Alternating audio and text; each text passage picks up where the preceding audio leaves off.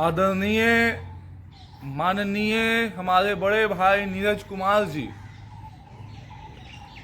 जो बिहार सरकार के जदयू पार्टी के वर्तमान एमएलसी हैं और हम लोग के गार्जियन भी हैं। आदरणीय नीरज जी, आज तक आपने नीट बेटी के सवाल पर न तो सदन में और आज तक आपके अंदर इतनी भी संवेदनाएं नहीं हुई कि आपने नीट परिवार की किसी भी परिवार से आज तक 1 मिनट आपको बात करने का भी समय मिला। क्या नीट परिवार इस बिहार की बेटी नहीं है?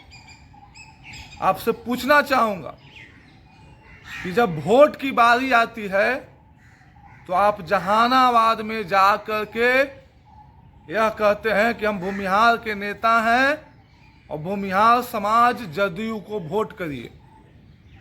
आज आपके अंदर इंसानियत कहाँ मर गई कि जब भूमिहार और जहानाबाद की बेटी के साथ इतना जघन्य अपराध हुए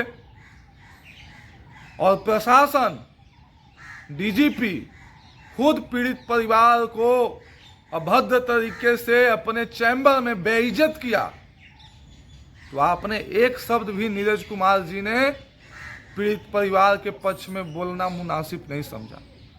अगर मान लीजिए कि आपको अपने सरकार के खिलाफ में बोलने की हिम्मत और ताकत नहीं है, तो कम से कम इस पीड़ित परिवार के लिए दुर्दिन समय में जो व्यक्ति पप्पू यादव जी लगातार आवाज उठा रहे थे, इकलौता शख्स, उसके खिलाफ लगातार आपका बयानबाजी क्या साबित कर रहा है?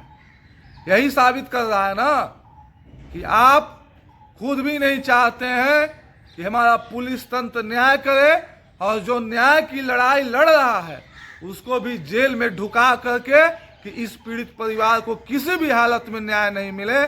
क्या आपको भूमिहार समाज के बीच में नहीं जाना है? क्या भूमिहार समाज से कोई मतलब नहीं है? आप यह स्पष्ट कर दें कि आपकी पुलिस सही है कि पीड़ित परिवार के साथ जो 98% भूमिहार आज के डेट में खड़ा है वो सही है। आप यह तय कर दें कि आपकी पुलिस प्रशासन सही बात बोल रही है कि पीड़ित परिवार सही बात बोल रहे हैं। क्या यह सही नहीं है कि पीड़ित परिवार के साथ नीट बेटी के साथ जघन्य अपराध हुआ है? आप यह खुले मन से कह दें कि नीट बेटी के साथ कोई जघन्य अपराध नहीं हुआ है, हम लोग शांति से बैठ जाएंगे।